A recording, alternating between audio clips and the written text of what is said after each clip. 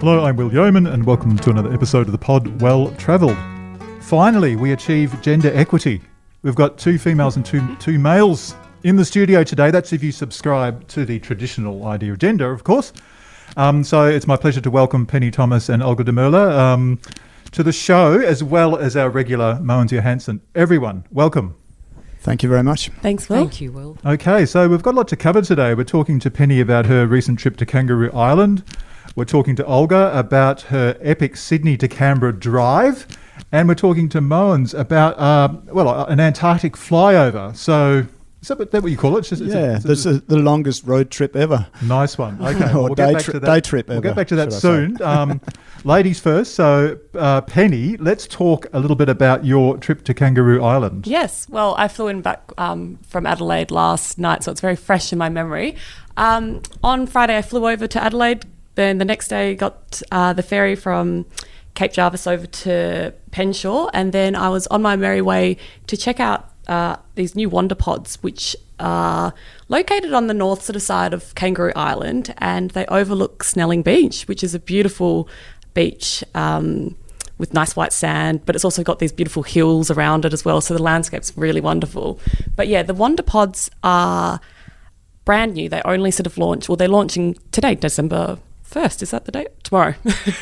And so this is the second project for Wonder in Australia. They've got other pods that are in the scenic rim on the east coast, so it's very exciting that they've been able to expand, especially given the last sort of 2-year period with, everything that's been going on in the world. But yeah, most of them are a 1-bedroom pod. There's one pod that's 2-bedroom, and they're really luxurious. I think there's a lot of cabins and tiny homes and those types of things popping up these days all over Australia. But these ones, they just feel really refined and really nice. And I can give you some examples of the stuff that you can expect. It's sort of like Bamboka towels and cultivar sort of linens and stuff, which is just, I used to work at a furniture store. So I look at these brands and I'm like, oh, wow, how can you afford to have these in a really nice thing like this? So everything was just done to a different degree that I hadn't really seen in that type of, semi-permanent accommodation style. Super comfortable as well. There was aircon, but there's also fireplaces. So they've really nailed it. And the beds were just phenomenal. They were king size. They had the best pillows, and I wish I could stay there forever and ever. The way you're describing it, it sounds like you just probably wanted to spend your whole time in bed rather than actually go out and explore. But I'm sure you did go outside. Of course. As much as I wanted to just absorb the pods, I did go outside and really explore Kangaroo Island, which was somewhere I've never been before.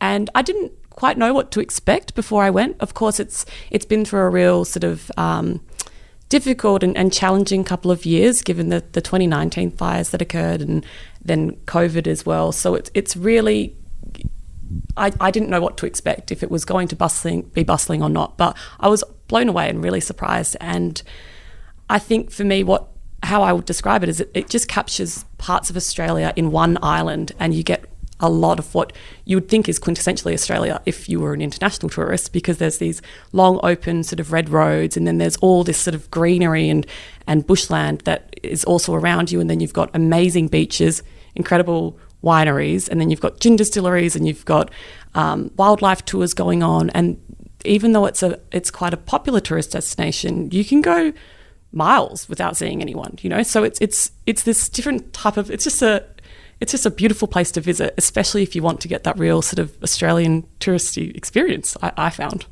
But have any of you been? Yeah, I've been a few years ago before the fires. And I was similarly impressed with it. It's a really diverse offering. That is there. For anything from, like you say, you're driving from, through bushlands, farmlands, sort of open roads, dirt roads, sealed roads. It's really picturesque place. Yeah, and all the rocks and stuff on the cliffs. It's really remarkable how they sort of vary as well. So yeah, it's an incredible place if anyone is thinking about visiting, because it's actually not that far as well. If you think about WA, it's less than a 2-hour flight to Adelaide, and then the ferry takes around 45 minutes, but you can also fly from Adelaide to Kangaroo Island. There are limited flights. They only go a couple of days of the week, but they're around 20 minutes as well. So it's quite achievable. The only thing I would say is that it's not a quick getaway spot. I wouldn't let's go for a weekend, you'd have to spend a minimum of 4 days, just because the island is so big and there is so much to see, and you really want to have a car as well, so you can sort of drive between, but the drives are quite long, so you wouldn't get to see the true side of Kangaroo Island if you only spent 2 days there. You really want to spend at least 4, or if you can, I would spend a month or a couple of weeks. It sounds to me like if you're an international visitor, for example, and you want to go somewhere, as you say, which is quintessentially Australian, all in one place, if you want to talk about efficiency, it makes sense to spend a week or so just in Kangaroo Island. Exactly. And just the name itself would get international tourists, Kangaroo Islands. And then you've got koalas, you've got glossy black cockatoos, which are also exciting, and there's lots to see. And especially if you do the right tours, and there are amazing tours that we did that I'll definitely be writing about as well, that just take you to these places that you didn't really know exist. And as much as people thought the whole island was wiped out by the fire, it wasn't, and it also is coming back as well. But the resilience of the people and the wildlife, it's amazing to sort of see those correlations. There was one lady that sort of spoke to us and said there was these eagles trying to find like their new home and stuff, and she was like, it's a lot like the people of Kangaroo Island. They're also looking for their new homes and really trying to like make sure they don't have to move away and they can stay there. And they've got a really tight-knit community, which is beautiful as well. And if I do have to say anything, it's the food is amazing. I ate at 2 spectacular venues which are run by Gastronomo Dining, and this actually is bizarre because the person that runs that, his name's Nick, and he also runs it with his business partner Ben, but Nick is a relation of Sir Holden and Lady Holden. So from motoring aspect, he had all these amazing sort of old Holden memorabilia around the Sensorium restaurant, which was beautiful. And then on the same property, which is his family's property, there's this big fig tree, and they've created this enchanted fig restaurant that sits about 50 people within this amazing canopy of it was like a fairyland or a pixie land in there, and the food was amazing. It was all focused on Kangaroo Island produce, and I couldn't recommend that enough. Wow, sounds absolutely incredible. Olga, you hadn't been before? To Kangaroo Island? No, not at all. No, right. No, okay, well, there's probably not much you or I can contribute to that. No. However, Mogens, as you've been, and maybe it's a good segue too, to talk about your recent trip, which is a little bit further afield. Just a little bit further afield, but it only took a day. You did the whole thing in a day. That's talking about efficiency. Yeah.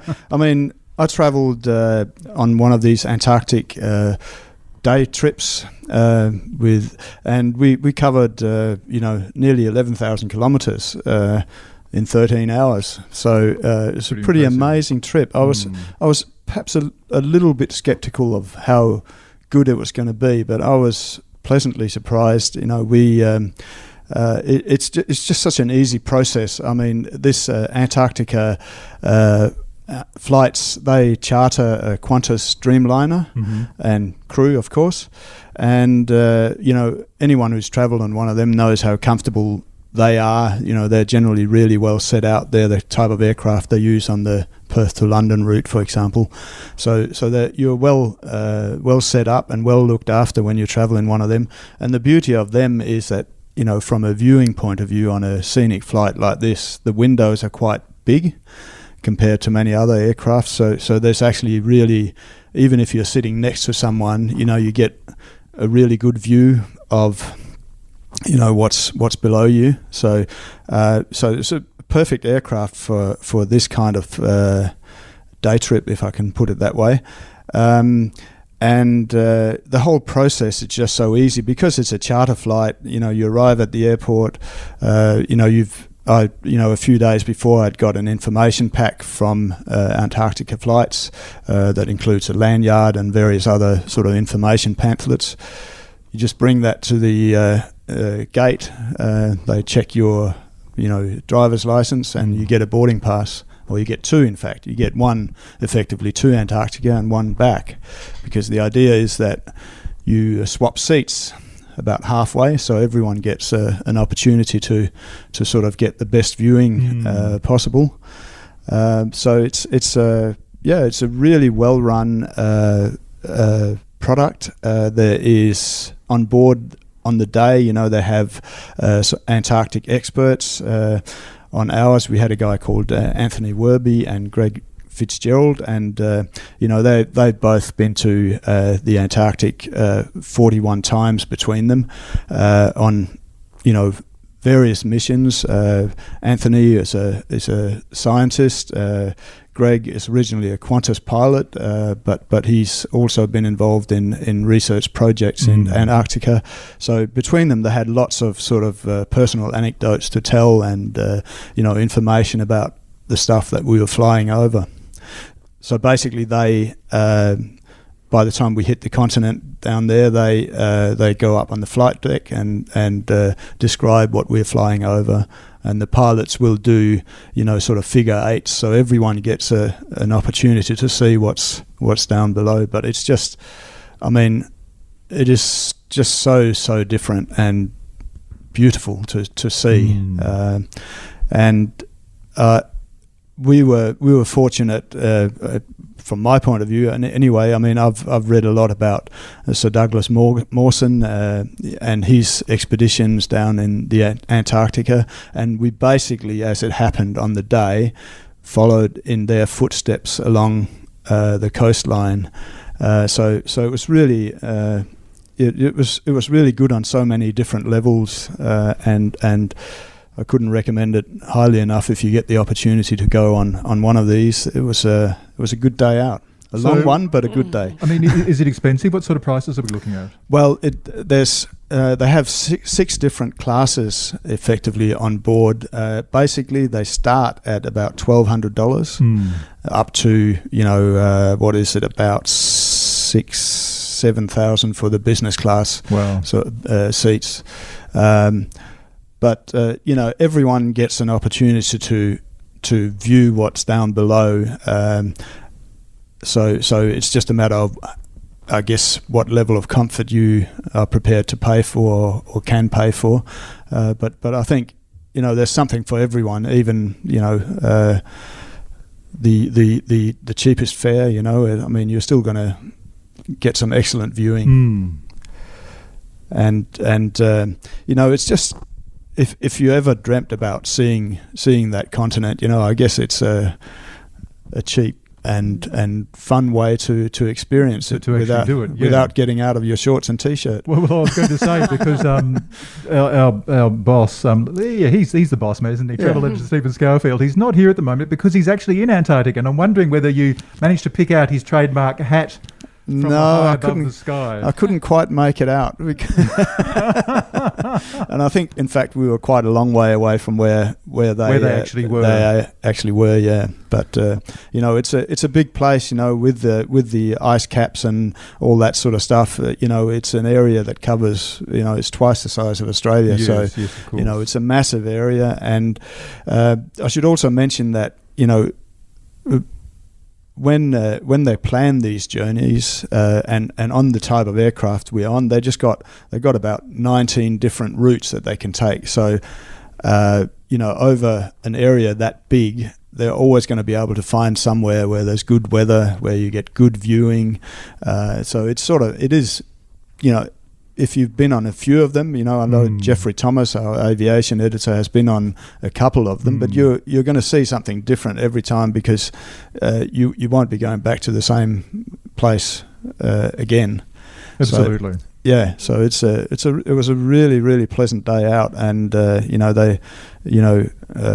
everyone was just excited. There was a real buzz around the plane, you know, as you reach the continent, and then of course. People get up and move around and swap seats and all that sort of stuff. Everyone is very courteous, you know. If there's someone who wants to have a look at something, you know, you move out of the way and they have a seat for a little bit, and then, you know, you swap over. So the need for actually changing seats, you know, they didn't really need to do it, because, you know, you had plenty of opportunity anyway. Do that anyway. Yeah. So I mean, and if people did want more, then of course you can go on one of Stephen's. Well, I feel like they're regular tours to the Antarctica. Yeah, they just about are. Yeah, region, you know, which is an extraordinary experience in itself, I'm sure. I mean, I've really, having seen it from the air, you know, you just really want to do one of those kind of tours where you actually set foot on the continent and see the wildlife and all that sort of stuff. Because it's almost like a taster then. Because that is the one thing. I mean, you won't see from 10,000 feet. You won't see any penguins. So it's more the landscape and the vastness of it that you just can't help but being impressed by. So it's definitely it's bumped Antarctica up the list for me, as a destination to actually go and visit properly, if you put it that way. And Penny, Olga, has either of you ever been on one of these flights or been to Antarctica before? No, but it's really interesting. I'm interested. Is it? Do they run the tours throughout the year, or is it just a window of? Yeah, they run them at various times. There's usually about one out of Perth every year. Yeah. But they fly from all the Australian major cities except Darwin. Yeah. So, and out of Sydney and Melbourne, there may be 2 or 3 every year. Wow. So, and from the destinations on the east coast, you're going to see different parts of Antarctica compared to what you'd see here from Perth. For example, Jeffrey tells us that you fly over the mountainous areas if you leave from Melbourne, for example. So it's a totally different landscape to what we saw on the flight that I was on, which is sort of more along the coastal plateau sort of thing. So, perhaps, if the next flight out of Perth is not until... when was it? Let me just see. It's not actually until January 2024. But as soon as next month, there's flights out of both Melbourne and Sydney. Okay. So if you're keen on going, I'd certainly look at maybe combining it with a trip to Adelaide, perhaps, or with a trip to Sydney, and shoot out to Antarctica and check that out. As you do. A little stopover or something. Yeah. Olga, do you want to bring us back down to Earth? Well, I'll bring you back down to Earth. And so if you're flying out of Sydney, you come back and then you can do a road trip to Canberra. Sounds nearly as good as that. Exactly. I should have mentioned, actually, sorry to interrupt you, but you and Penny are both generally writing for our motoring section as well. Yes. Hence the drive, and that's going to be a big aspect because you were driving in a very special car as well, which I'm sure you'll talk a little bit about. Yes, I was driving the new Hyundai HEV Santa Fe, so it's previously just been available in a petrol and a diesel powertrain, so the HEV is a new option now, and one that Hyundai hopes will increase uptake because uptake has mainly been diesel now, and they're wanting to go more into sort of the petrol or the electrified petrol options. Okay. Yeah. So that was a very nice car. It was handled the drive quite well. It was quite a tough drive, tougher than you would normally do if you were driving from Sydney to Canberra, because that's quite an easy 286 kilometre route, about 3 hours. You can divert through Bowral, which has got lots of nice antique shops and restaurants, maybe even spend the night there, go through Goulburn and then on to Canberra. We did about 450 kilometres, and that was to put the car through its paces, really. So we went along the south coast. We stopped at Silo's estate at Berry for lunch, which was lovely. And if you're in a Tesla, it's got 6 fast superchargers. For Teslas, oddly enough, that was a surprise. They're just all lined up. And then we went on to Nowra, Nerriga, Majors Creek, Michellargo, and Queen Bean to Belconnen. So that was about 450 kilometres. And that was, some of the roads were just aggregate. So lots of potholes, lots of roadworks, lots of hazards, lots of roadkill, lots of kangaroos with joeys. It was quite a challenging drive. So not necessarily the route you would choose normally. But you had a specific reason for doing this. Well, in this case. just to basically show that the car could handle Exactly this sort right, of route, yes. because it is an all-wheel drive, but it's not the route you would take. It was not an easy route. It's not the most interesting route. A lot of it went through national forest, and that was an eye-opener because of the bushfires in 2019-20 that devastated, I think it's about 5.5 million hectares. And so there was a lot of regrowth, but there were sections still that were just deathly grey. And I'm not sure that they will ever regrow. They may be burnt out completely. And that was quite an eerie sight, really. Okay. But otherwise, yes, well worth doing this sort of drive because people think that, Canberra is just about, politicians and it's boring, but it's actually quite a cultural hub. Absolutely it is. As I've been there many occasions to explore Yes. those aspects of Canberra, and it's fantastic. It is fantastic. You've got the National Portrait Gallery, you've got the National Gallery of Australia, which has got blue poles, of course, that Gough Whitlam infamously paid $1.3 million for back in, somewhere in the 1970s. Too far away. From It would have been a long time back. Quite scandalous at the time, though. Yeah. Scandalous at the time, and now insured for much, much more. I'm not sure that the insured value actually reflects what it would fetch if it were to be put on the open market. But yes, lots to see in Canberra, lots of small private galleries as well. You've got the Canberra Glassworks, you've got Questacon, you've got, there's a lot to see, even with children. Lots of nice restaurants to eat at. So quite well worth visiting, and combining with a trip to Sydney. One-way car hire is probably, depending on what car you choose to hire, maybe you're looking somewhere in the range of maybe $280 for a Suzuki Swift, or if you want something like a Toyota Prado, you're looking at about $370, and this is through Budget Australia, and these are prices in December, and that's just for a one-way hire. Although, of course, you'd hang on to the car probably to get around Canberra, and then you could even look at driving it back because, to the best of my knowledge, there is not a direct flight from Canberra to Perth, so I had to get back on a flight to Sydney out of Canberra, 1 hour stopover, and then get on a flight to Perth. Did you have much time at all in Sydney to have a bit of I just had a few fleeting hours of daylight saving when I arrived, which was enough to have a bit of a look around. I stayed in a very central location right next door to the State Theatre, the QT Sydney Hotel, which is in the old Gowings department store. I've stayed in that. It's a fantastic hotel, isn't it? It is. Look, it's quite quirky. It's very hip. A little bit kooky, because once you get up to the rooms, there's a thing-like hand out the front of each door with your room number. But the lovely thing about it is that you can actually open the windows and get some fresh air in, because it's an old building. Yes. So I opened the windows, and it was great because I don't like air conditioning. And that's the first thing I do when I walk into a room is turn it off because it's noisy and it's uncomfortable. But here I could open up the windows, and for a central location, it was amazingly quiet. So from memory, you're right on George Street there. Yes, I'm wondering, it's Market Street. Are they sort of done? So it's Market Street. So just off George Street.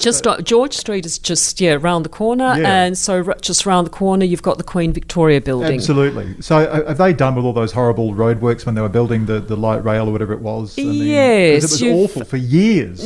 George Street was a mess. No roadworks. You've just got the tram going down Market Street. Nice. I don't recall any roadworks. Of course, I headed straight for the Queen Victoria building. Indeed. Because I wanted to see that. I wanted to see the clock, but nothing happened with the clock. It was supposed to put on a little display.